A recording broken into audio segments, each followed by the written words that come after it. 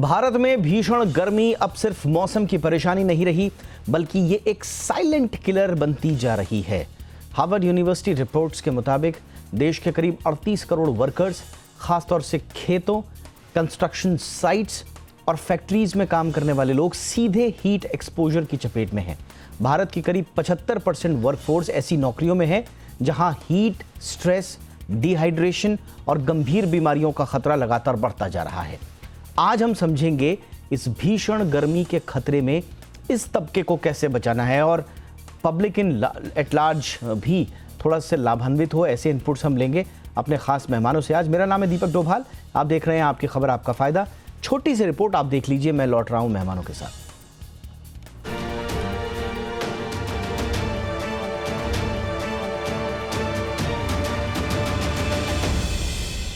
देश तप रहा है, सूरज आग उगल रहा है और गर्मी इस बार समय से पहले और उम्मीद से कहीं ज्यादा खतरनाक बनकर लौटी है। उत्तर भारत से लेकर पूर्वी और मध्य भारत तक पारा लगातार चढ़ रहा है। हालात इतने गंभीर हैं कि लू अब सिर्फ मौसमी बदलाव नहीं, बल्कि जान और रोजगार पर मंडराता खतरा बन चुकी है। महाराष्ट्र का अकोला 46.9 डिग्री के साथ देश का सबसे गर्म शहर रहा। अमरावती में 46.8, उत्तर प्रदेश के बांदा में 46.6 डिग्री दर्ज किया गया। वर्धा और बाड़मेर 46.4, जैसलमेर और यवतमाल में पारा 46 डिग्री तक पहुंचा। उत्तर प्रदेश के 60 जिलों में लू का अलर्ट जारी है। मध्य प्रदेश का खजुराहो पहली बार 45 डिग्री की सीमा तक पहुंच गया। इंदौर और भोपाल में पारा 43 डिग्री पर टिका हुआ है। बिहार के 8 जिलों में तापमान 40 डिग्री के पार चला गया। हालात बता रहे हैं कि गर्मी अब सिर्फ मौसम नहीं, बड़ी आफत बन चुकी है। इसी बीच एक अंतर्राष्ट्रीय रिपोर्ट ने खतरे की गंभीर तस्वीरें सामने रखी हैं। हार्वर्ड यूनिवर्सिटी की सालाना इंस्टीट्यूट की रिपोर्ट के मुताबिक अत्यधिक गर्मी अब भारत की सबसे घातक जलवायु आपदा बन चुकी है। देश में करीब 38 करोड़ यानी 380 मिलियन वर्कर्स ऐसे काम कर रहे हैं जो सीधे गर्मी की चपेट में हैं। ये लोग खेती, कंस्ट्रक्शन और असंगठित क्षेत्र से जुड़े हैं और देश के लगभग 50% जीडीपी की रीढ़ माने जाते हैं। इस रिपोर्ट के मुताबिक साल 2030 तक करीब 20 करोड़ भारतीय जानलेवा गर्मी की स्थिति में फंस सकते हैं। गर्मी धीरे धीरे काम के घंटे घटाती है, कमाई पर असर डालती है और सेहत को नुकसान पहुंचाती है। विशेषज्ञ बताते हैं कि जब रात में भी तापमान ज्यादा बना रहता है तो शरीर को ठंडा होने का समय नहीं मिल पाता। ऐसी स्थिति में शरीर पर गर्मी का असर लगातार बना रहता है। इससे हीट स्ट्रेस और पानी की कमी यानी डिहाइड्रेशन का खतरा कई गुना बढ़ जाता है। बुजुर्गों, छोटे बच्चों और पहले से बीमार लोगों के लिए ये स्थिति बहुत ज्यादा खतरनाक साबित हो सकती है। अब सवाल यह है कि इस भीषण गर्मी से बचाव कैसे किया जाए। घर से निकलने से पहले हल्का और पौष्टिक नाश्ता जरूर करें। दोपहर 12 बजे से 4 बजे के बीच बाहर निकलने से जितना हो सके बचें। शरीर में पानी की कमी ना होने दें और हर घंटे थोड़ा थोड़ा पानी पीते रहें। बाहर जाते समय सिर को कपड़े, टोपी या छाते से जरूर ढकें। तरबूज, खरबूज, दही, छाछ, लस्सी, आम पन्ना और नींबू पानी जैसी ठंडी चीजों को रोजमर्रा की डाइट में शामिल करें। बच्चों को तेज धूप में बाहर खेलने न दें और सूरज ढलने के बाद ही खेलने के लिए बाहर भेजें। कुल मिलाकर अगर हम सावधानी बरतें, सेहत को प्राथमिकता दें और मौसम की चेतावनियों को गंभीरता से लें तो इस भीषण गर्मी को मात दी जा सकती है। ब्यूरो रिपोर्ट, जी मीडिया।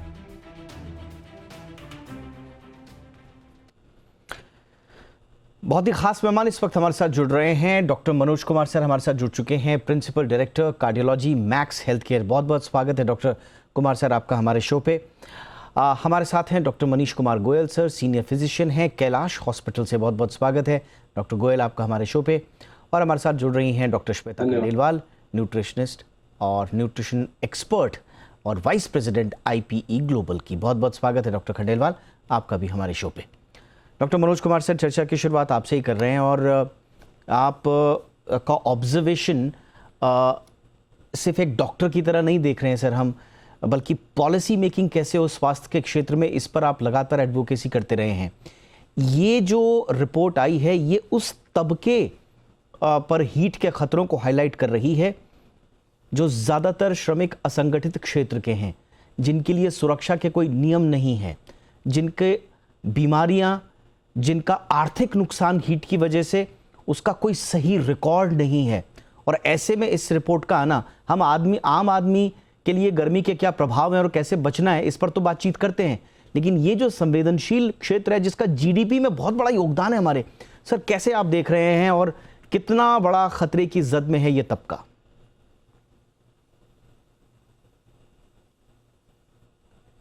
26 की जो गर्मी है वो बहुत ज़्यादा होगी। जो भी इफेक्ट हो, सुपर एलिनो की इफेक्ट है या क्या है वो तो पता नहीं, बट जो रिपोर्ट आपने बताई अपने उसमें भी चर्चा की कि जो खास करके वैसे लोग जो मेहनत कश इंसान हैं, जो गर्मियों में बाहर काम करते हैं, कंस्ट्रक्शन साइट पे, एग्रीकल्चर फील्ड पे, खेतों पे, उनके लिए बड़ा ही ये कहिए कि मुझे लगता है कि बहुत ही ज़्यादा उनके जीवन को प्रभावित करेगा। निश्चित तौर पे गर्मी हमेशा देखिए, जो भी स्टडीज़ आप देखिए, वेरियस आप अगर आप देखें स्टडीज़ का जो अगर सार निकालें आप मेटा एनालिसिस, तो उसमें कहा जाता है कि आप 1 डिग्री टेम्परेचर अगर बढ़ता है तो आपकी मॉर्टेलिटी जो है, मृत्यु दर 2.1% बढ़ जाती है। और इसके हीट की इंटेंसिटी पे ये डिपेंड करता है। और 11 से 17% कार्डियोवैस्कुलर डिजीज़ के कारण जो मौतें होती हैं वो बढ़ जाती हैं। और हीट की इंटेंसिटी अगर बहुत ज़्यादा हो, जिसको हम लोग 40 के ऊपर मानते हैं, तो वैसे में करीब करीब 18-19% आपको सीवीडी डेथ जो है, कार्डियोवैस्कुलर हार्ट से होने वाली मृत्यु जो है, मृत्यु दर वो बढ़ जाती है। अब रही बात कि जो लोग मजदूर हैं, लेबर्स हैं, जो डायरेक्ट सनलाइट में काम कर रहे हैं, उनके लिए जो मेन चीज़ है कि डिहाइड्रेशंस, दूसरी चीज़ डिहाइड्रेशन की वजह से जो ब्लड की जो चिपचिपापन है, विस्कोसिटी बढ़ जाती है। एक लेवल तक तो आप हीट को किसी तरीके से बॉडी से इवेपोरेशन से निकालते हैं, बट वो मैकेनिज्म जब एग्जॉस्ट हो जाता है तो आपका कोर बॉडी टेम्परेचर जो है वो बढ़ जाता है। जब ये 103 डिग्री फ़ारेनहाइट से बढ़ जाता है तो ये शरीर में तमाम तरह की चीज़ें, जैसे आप डिजी फील करते हैं, बॉडी में एक सिस्टेमिक इन्फ्लामेशन हो जाता है, पूरी साइटोटॉक्सिक इफेक्ट होती है, जिसको हम लोग हीट स्ट्रोक कहते हैं। तो निश्चित तौर पे जो ये मजदूर वर्ग है, और इसमें लोअर सोशियो इकोनॉमिक स्टेटस का कॉरिलेशन है, जो पुरानी स्टडीज़ भी आई है। सर्कुलेशन में एक स्टडीज़ 2020 में आई थी, ये हालांकि बाहर की थी, कुवैत की स्टडी थी, उसमें भी देखा गया था कि इसका रिलेशन लो सोशियो इकोनॉमिक स्टेटस में ज़्यादा है। तो निश्चित तौर पे सरकार को इस पे ध्यान देना होगा, खास करके पिक टाइम जो है, जो 11 बजे से 4 बजे है, उसमें इन चीज़ों को बंद करना पड़ेगा। कंस्ट्रक्शन वर्कर या डायरेक्ट सनलाइट में कितना भी आप प्रोटेक्टिव मैकेनिज्म लगा लें, आपको हीट एग्जॉशंस, हीट क्रैम्प्स और हीट स्ट्रोक होने की संभावना बहुत ज़्यादा रहती है। निश्चित तौर पे हार्ट अटैक से भी मौतों का जो आंकड़ा है बढ़ जाता है। Absolutely sir. और ये रिपोर्ट डॉक्टर गोयल, जैसा सर ने भी बताया, डॉक्टर गोयल, ये रिपोर्ट ये बताती है कि जो हमारे 38 करोड़ श्रमिक हैं, जो बता रहे थे कि लगभग 75% वर्कफोर्स जो है हमारा, वो हीट एक्सपोज्ड काम में लगे हुए हैं, खेती में हैं, निर्माण में हैं, अनऑर्गेनाइज सेक्टर में हैं। और मैं तो उसमें मिडिल क्लास के लोगों को भी लूँगा, जो दिन रात सुबह शाम अपनी जॉब करने के लिए ट्रैवल कर रहे हैं, जो हमारे गिग वर्कर्स हैं, ये भी हैं। और आप इन डेटा अगर आप देखेंगे, ये जो वर्कफोर्स का हिस्सा है, इनमें अगर कूलिंग का, यानी कि इनको जो उपलब्ध कूलिंग के डेटा अगर आप देखेंगे, तो मात्र इस तबके के 8% लोग ऐसे हैं, ये 38 से 40 करोड़ लोग जो हैं, इनमें से 8% लोग ऐसे हैं जिनके घरों में एसी है, यानी कि बाकी लोग असुरक्षित हैं। यानी गर्मी हिंदुस्तान में अब एक क्लास इशू बन रही है, गरीब ज्यादा प्रभावित हो रहा है। सर, इसके लिए आपको लगता है कोई नीति बनानी पड़ेगी? जी बिल्कुल। ये तबका जो है सबसे ज्यादा एक्सपोज होता है, और अपने काम के दौरान, खेतों में काम करने के दौरान ना। इसके अलावा जो मिलिट्री वर्कर्स हैं, मिलिट्री पर्सनल्स हैं, स्पोर्ट्स रनर्स हैं, एंड तो ये इन लोग को हीट एक्सपोजर का ज्यादा खतरा रहता है। जैसा कि डॉक्टर साहब ने पहले ही बताया कि 104 के आसपास जब बॉडी का कोर टेम्परेचर पहुंच जाता है, तो बॉडी के मेटाबॉलिक फंक्शंस जो है बिगड़ने लगते हैं। तो उनमें जो रेड फ्लैग साइंस हैं, उसमें ये है कि dry hot skin, mental status जो है डिस्टर्ब हो जाना, जैसा कि डिजी होना, और दूसरा इरिटेबिलिटी हो जाना, टेकिकार्डिया है यानी कि धड़कन तेज हो जाना, या रेस्पिरेटरी रेट जो सांस है वो ज्यादा चलना, तो ये रेड फ्लैग साइंस हैं। तो इनके जैसे ही हमें ये पता चलता है, तुरंत जो है इलाज के लिए हॉस्पिटल जाना चाहिए, क्योंकि जितने ड्यूरेशन तक ये हीट स्ट्रोक का प्रभाव रहता है, उतना ऑर्गन डैमेज का खतरा रहता है। और निश्चित रूप से इस और जो है एक कमेटी बनाने की जरूरत है, जो इसका समुचित एक अवलोकन करके, और इसके बारे में जब ये मौसम शुरू होता है गर्मियों, खास करके ये जो हीट वेव्स इस समय जो शुरू हुई है, 42-43 का टेम्परेचर चल रहा है, तो इसमें ज़्यादा ये संभावना रहती है। तो इस समय के दौरान, तो इस समय एहतियात बरतने की ज़रूरत है।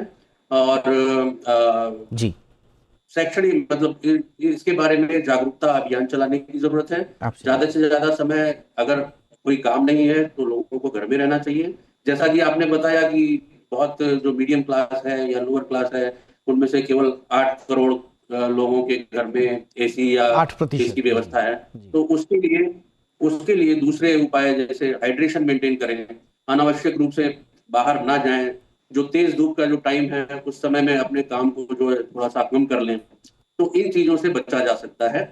और बाकी जो इसको ट्रीट करने के जो उपाय हैं, उसमें हाइड्रेशन मेन मेन है। हाइड्रेशन, कूलिंग, बॉडी को कूल करना है किसी भी तरीके से। जी, जहाँ जी, आप एक्सपोज़्ड हैं, वहाँ किसी छाँव वाले में जगह पे चले जाएँ। और हाइड्रेशन के लिए ORS solution is the best solution if you are not diabetic. तो ये सब चीज़ें अपनाई जा सकती हैं, और बिल्कुल निश्चित सर। तौर पे एक कमेटी बना के इस ओर ध्यान इस पे देना काम चाहिए। कर एब्सोल्युटली। अब देखिए, बात आपने बिल्कुल सही बोली। जो ये देखिए, डॉक्टर्स तो एब्सोल्युटली परफेक्ट सलाह देंगे कि भाई आप हीट एक्सपोजर कम से कम कीजिए, कम से कम जो सबसे ज़्यादा एक्सपोजर वाला जो टाइम है, कम से कम उस समय आप काम मत कीजिए। लेकिन हिंदुस्तान में जो गरीबी है, जिस तरह से लोग जिन परिस्थितियों में रहते हैं, पेट रोज़ कमाई पर चलता है, कैसे काम बंद कर दें? कैसे बताएं ऑफिस में या ठेकेदार को या खेत के मालिक को कि हम उस वक्त नहीं आ सकते जिस वक्त गर्मी होती है? तो बड़ी विचित्र स्थिति है, और इस पे नीतियों का अभाव एक बड़े प्रश्न चिन्ह खड़े करता है। अब एक और बड़ी चीज़ इसमें आती है डॉक्टर खंडेलवाल मैम। एक तो मैम ये बड़ा संवेदनशील तबका है हमारा, मजदूर वर्ग हो गया, गिग वर्कर्स हो गए, डेली के कामों में लगे हुए। ऊपर से मैम इनका न्यूट्रिशन का बेस भी बड़ा अच्छा नहीं होता है। Middle class, upper middle class और हाई सैलरीड लोग तो अपना न्यूट्रिशन का ध्यान रखते हैं, इसमें कोई शक नहीं है। लेकिन मजदूर, गरीब, गिग वर्कर्स, इनका तो वैसे ही शरीर जो है न्यूट्रिशन की कमी से छलनी होता है। तो मैम, इसमें न्यूट्रिशन का एंगल आप किस तरह से देख रही हैं और क्या होना चाहिए? Thank you Deepak. I think बहुत रेलेवेंट क्वेश्चन है और काफी सारे वल्नरेबल ग्रुप्स आपने आइडेंटिफाई किए। But I want to add, जो हमारी प्रेग्नेंट लैक्टेटिंग वुमेन हैं फॉर एग्जांपल, जो छोटे बच्चे हैं, जो एल्डरली हैं, चाहे वो घरों में भी हो तब भी, और स्पेशली अगर आप जो, क्योंकि नीतियों की बात कर रहे थे, तो मैं कम्युनिटीज में हम लोग काफी काम करते हैं इन महिलाओं के साथ या इन वल्नरेबल पॉपुलेशंस के साथ, और इनका भी हाई रिस्क और इंक्रीज रिस्क होता है। प्लस जैसा कि डॉक्टर साहब भी बोल रहे थे, कोमॉर्बिडिटी वाले लोग जो हैं, जो ब्लड प्रेशर के शिकार हैं या डायबिटिक हैं या कार्डियोवैस्कुलर डिजीज से ऑलरेडी ग्रसित हैं, तो इन लोगों का भी इन हीट के लिए एडिशनल आपको एहतियात बरतने की जरूरत है। रही बात न्यूट्रिशन की, तो ये कुछ प्रिंसिपल्स आपकी रिपोर्ट में काफी अच्छे से बताए गए, जो कि हाइड्रेशन पे आपने जोर दिया। और ये जरूरी नहीं है कि बहुत महंगी ये ऑप्शन हो। पानी जैसे एक हम मानते हैं कि एक ऑफ कोर्स थर्स्ट को कर्टेल करने के लिए इंपॉर्टेंट है, बट उसके साथ साथ जो लोकल आपके जो शरबत हैं, या जैसे कि अभी हमने बात करी सत्तू का पानी है, बटर मिल्क है, आम पन्ना है, जो जो जिस एरिया का चीज जो ले कंज्यूम करता है, उन चीजों को डेफिनेटली हाइड्रेशन के लिए इंक्रीज करना चाहिए। उसके अलावा एक और इम्पोर्टेंट बात है न्यूट्रिशन में, विच इज फूड सेफ्टी। हम लोग उसकी बात नहीं बोले, लेकिन डायरिया अगर हो जाता है, जैसे फॉर एग्जाम्पल अगर आप बाहर का क्योंकि खा लिया और खराब खाना हो जाता है यूजुअली गर्मी में, तो खाने को बिल्कुल ताजा उस वक्त पका के हल्का और बहुत जैसे तेल, घी, नमक और चीनी जिसमें कम हो, क्योंकि वो चीजें भी आपकी हाइड्रेशन को इम्पैक्ट करती हैं, बॉडी को वो हीट को मतलब बॉडी में ट्रैप करती हैं, तो कोई फायदा नहीं है उस चीज का। So light food, frequent meals, small portion sizes, छोटे चीजें, और जितना हो सके फ्लूइड बेस्ड चीजें, जैसे कि हम लोग खीरा है, क्यूकम्बर जैसे मैं बोल रही हूँ, खरबूजा है, सिट्रस फ्रूट्स हैं, टमेटोज हैं, जो जी, जिस तरीके के वर्क की आप बात कर रहे हैं, ये सारी चीजें आमतौर पर हम ले सकते हैं। तो इन चीजों को डेफिनेटली कंज्यूम करिए। फूड सेफ्टी का बहुत ध्यान रखिए, इसलिए घर का पका हुआ फ्रेश थोड़ा छोटा छोटा पोर्शन साइज में खाना चाहिए।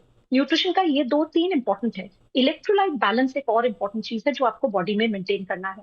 तो क्या होता है ना कि हम हीट की वजह से और अदरवाइज ऑल्सो जैसा हम बात कर रहे हैं, कई चीजों का न्यूट्रिशन कंटेंट कम हो जाता है। तो जो इस समय की सब्जियां या चीजें होती हैं उसमें बिकॉज ऑफ एक्सेसिव हीट उसमें न्यूट्रिशन भी कम है। तो जो सरकार फोर्टिफाइड फूड आपको दे रही है या चीजें और THR वहां जो टेक होम राशन मिलता है जी। सरकारों में या चीजों में, कोशिश करिए कि उसको भी बैलेंस्ड रूप में कंज्यूम करते रहिए, बिकॉज वो भी कहीं ना कहीं आपकी जो डेफिशिएंसीज हो रही होंगी उनको पूरा करने में सक्षम है। एब्सोल्युटली। तो उपाय भी उतने ही आसान भी हो सकते हैं, मैम ने बहुत अच्छे तरीके से बताया। खास तौर से जिस तबके की हम बात कर रहे हैं उसका। अब एक छोटे से ब्रेक लिए रुकते हैं। ब्रेक के उस पार अब थोड़ा सा बाकी पब्लिक को भी हम समाहित करेंगे कि हीट वेव से कैसे बचा जाए और कैसे आप या आपके आसपास अगर कोई व्यक्ति हीट वेव की चपेट में आ गया है, उसको हीट स्ट्रोक की चपेट में वो आ गया है, तो आप लोग भी उसकी कैसे मदद कर सकते हैं। अपनी भी मदद करनी है। गर्मी क्योंकि प्रचंड है, पारा लगातार बढ़ता जा रहा है और IMD के आकलन बता रहे हैं कि इस बार की गर्मी बहुत बड़ी कहानी कहने वाली है स्वास्थ्य के लिहाज से। तो कैसे बचाव करना है ये तमाम विशेषज्ञ बताएंगे छोटे से ब्रेक के बाद।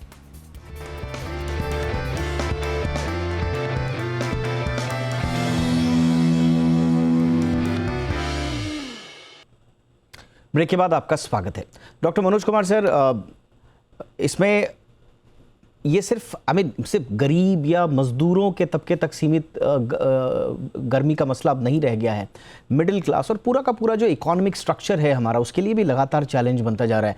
जैसे कि जब ये रिपोर्ट आई थी तब से लेकर आज तक इस पर बहस हो रही है कि गर्मी की वजह से जो काम धीमा हो रहा है, ऑफिस, फैक्ट्री, फील्ड, सारा वर्कफोर्स प्रभावित हो रहा है। GDP पर असर के अलग अलग आकलन इस पे आ चुके हैं। तो ओवरऑल इकोनॉमी के लिए ऐसे में एक आम इंडिविजुअल को देखते हुए आप क्या सलाह देंगे जो इस देश की इकोनॉमिक जर्नी से जुड़ा हुआ वर्कफोर्स का आम शहरी हिस्सा है, उसके लिए आप क्या सलाह देंगे सर? गर्मियों में क्या रूटीन होना चाहिए?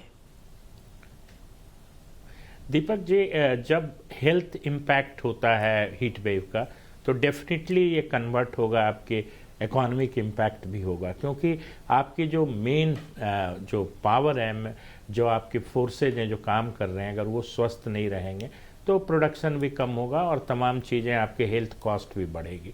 जहाँ तक बात है, देखिए हीट वेव से बचने के तरीके तो कुछ है नहीं। आपको एक्सपोजर कम करना होगा, जो पीक आवर से 11 से 4 के बीच में आपको डायरेक्ट हीट से बचना होगा।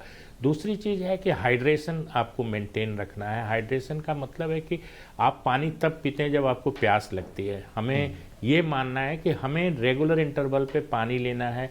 पानी के साथ नींबू अगर हो तो वो लीजिए, कुछ सॉल्ट डाल लीजिए, हल्का चीनी डाल के, मतलब कुछ ना कुछ लिक्विड आपको लेते रहना है ताकि आपकी हाइड्रेशन ठीक रहे। जब आप डिहाइड्रेट होते हैं, आपकी स्किन बिल्कुल वार्म रेड हो जाती है, स्वेटिंग मैकेनिज्म जो है वो कंपनसेट नहीं कर पाता है, स्वेटिंग बंद हो जाती है।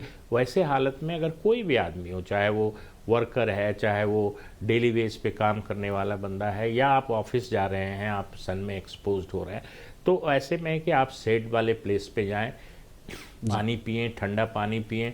और कोशिश ये रहनी चाहिए कि अगर आपका टेम्परेचर 103 डिग्री फ़ारेनहाइट से ज़्यादा मेज़र होता है तो आपको डॉक्टर के पास जाना चाहिए।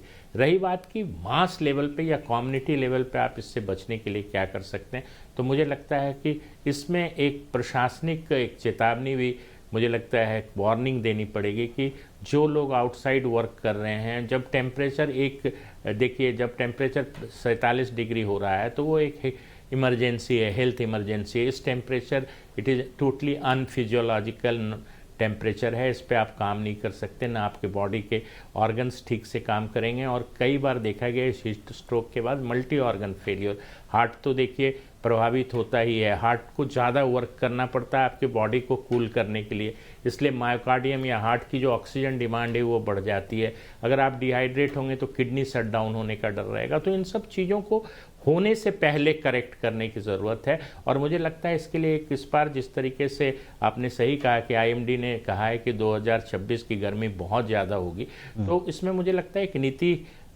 नीतिगत काम करना पड़ेगा कि किस तरीके से हीट के लिए एक्सपोजर कम किया जाए, हीट से बचाने के लिए क्या किया जा सकता है। जैसे अगर रात में भी अगर आप हीट में रहते हैं, अगर नाइट का टेम्परेचर भी ज़्यादा रहता है, आपका स्लीप डिस्टर्बेंस होता है, इन सब चीज़ों के भी इफेक्ट पड़ते हैं।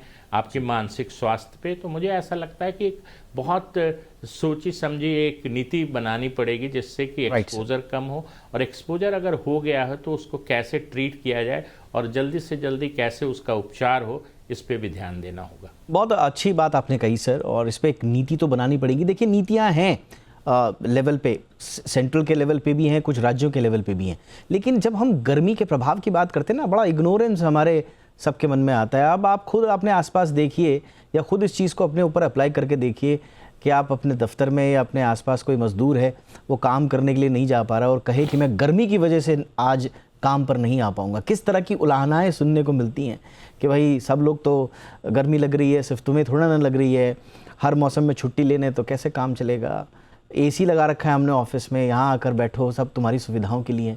आई मीन ये स्वीकारोक्ति ही नहीं है कि गर्मी एक इशू है। और जो डॉक्टर मनोज कुमार ने बोला, डॉक्टर गोयल सर, क्या भारत में एक्यूट इमरजेंसी के रूप में हम देखते हैं हीट वेव या फिर हीट स्ट्रोक आ गया तो उसको एक इमरजेंसी के तौर पर देखा, उसमें से भी पता नहीं कितने रिपोर्ट होते हैं, नहीं होते, आई डोंट नो, मरने का कारण में क्या हीट उसमें दर्ज होता है नहीं होता, आई डोंट नो। लेकिन जो सर कह रहे थे कि क्रोनिक एक्सपोजर, लगातार हीट के संपर्क में रहने से जो आपके अंदर असर पड़ रहा है, किडनी पर, हार्ट पर, न्यूरोलॉजिकल असर, थोड़ा उसके बारे में बताइए सर कि ये क्रॉनिकली आपको, क्रॉनिक एक्सपोजर जो है हीट का, ये कैसे आपको अंदर से बीमार करता है सर?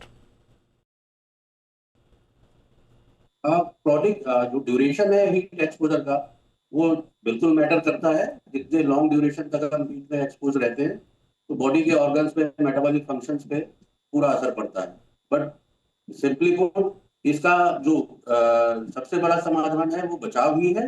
बचाव करने के लिए हम व्यक्तिगत तौर पे सावधानी बरत सकते हैं, जो हम अपने लिए उपाय कर सकते हैं।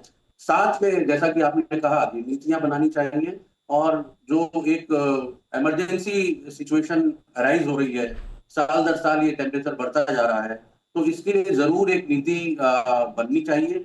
जो ये पीक जो मंथ्स हैं जिसमें जो ये हीट वेव ज्यादा होती हैं, तो उस समय जो है काम करने के तौर तरीकों में थोड़ा बहुत जो है बदलाव करके इन चीजों के समाधान की तरफ या बचाव की तरफ हम जा सकते हैं। और दूसरा, जो एक्सट्रीम ऑफ एजेस हैं, जैसे बच्चे हैं और जो बूढ़े लोग हैं, जो कोमॉर्बिडिटी कंडीशंस हैं, तो वो लोग को ज्यादा खतरा होता है इस हीट वेव से। उनको बचाने की जरूरत है। जैसे कि स्कूल्स में भी हमने देखा कि अभी टाइमिंग्स को कम कर दिया गया है।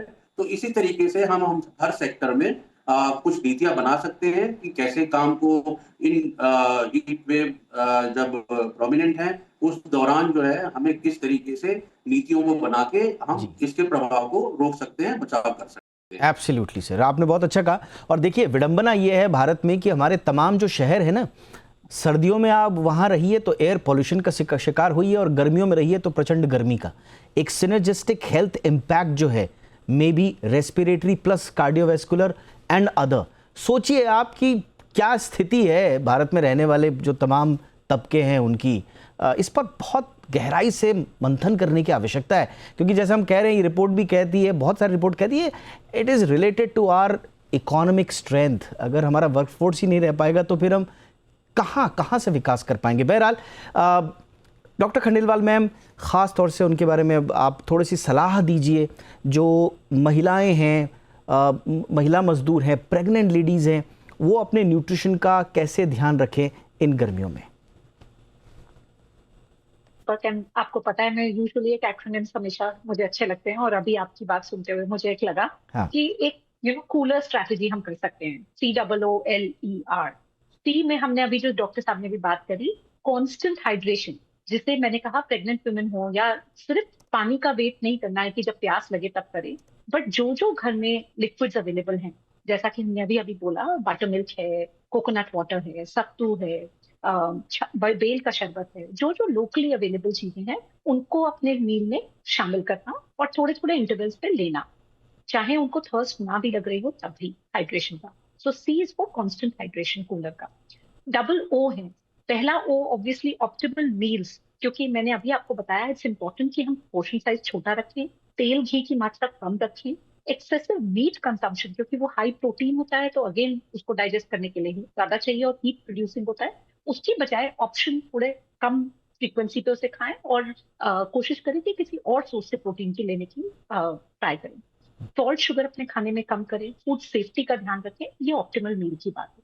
दूसरा ओ जो है वो है ऑफ पीक एक्टिविटी, जैसा डॉक्टर साहब बार बार बोल रहे थे 12 से 4, उस लॉकडाउन पीरियड में या तो आप अंदर रहें, वर्क प्लेस पे हैं तो वर्क प्लेस में रहें, ढका हुआ गमछा जैसे हम लोग बोलते हैं कि वो यूज करें, ठंडा जहां जहां पे आप अपने आप को कूल करने की ऑप्शन पा सकते हैं वो, बट साथ ही साथ एकदम शॉक भी ना दें कि एकदम एसी से बाहर निकल के जाएं और फिर वापस एसी कमरे में आए, वो इमीडिएट शॉक भी बहुत रिस्की है। तो जी। कोशिश करिए कि 2-4 मिनट ठहर के या करके तब उस हिसाब से एक्सेसिव जैसे 12, 14, 15, 16 पे आप टेम्परेचर Right, एसी ma'am. रख लें और एकदम से फिर 45 में जाएं।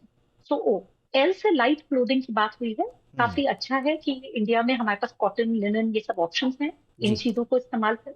ई से इलेक्ट्रोलाइट बैलेंस की भी बात मैंने करी थी और बहुत इंपॉर्टेंट है कि शरीर में किसी तरीके से कमी ना आए आपके पानी और इलेक्ट्रोलाइट की। और last but not this thing is rest and relaxation. जो स्लीप की बात हुई थी, जो इम्पोर्टेंट है कि वर्क कंडीशंस वाले भी, वर्क फ्रॉम होम हो, फ्लेक्सिबिलिटी हो, थोड़ा सा जहां जिसको जिस तरीके से सुविधा मिल सके उन तरीकों से उनको कोशिश किया जाए। तो ये कूलर स्ट्रैटेजी से मुझे लगता है न केवल प्रेग्नेंट हमेशा की तरह आपने इन शब्दों में बांध के एक मंत्र दे दिया, बहुत अच्छा है। Constant hydration, optimal meal, off duty, light clothing, electrolyte balance, relaxation, ये कूलर स्ट्रैटेजी आप अपनाएं तो फिर आपकी गर्मियां अपेक्षाकृत ज़्यादा महफूज रह सकती हैं। और सरकारी लेवल पर क्या कुछ करना है हमारे आज के मेहमानों ने बताया। बहुत बहुत धन्यवाद, बहुत बहुत शुक्रिया। डॉक्टर मनीष कुमार गोयल सर, आपने समय निकाला हमारे लिए, thank you so much. Doctor Shweta Khandelwal, thank you so much ma'am, आपने समय निकाला। डॉक्टर मनोज कुमार सर, बहुत बहुत शुक्रिया हमेशा की तरह इस विषय पर भी अपने इनपुट्स देने के लिए, थैंक यू सो मच। अपना ख्याल रखिए, इजाज़त दीजिए, नमस्कार।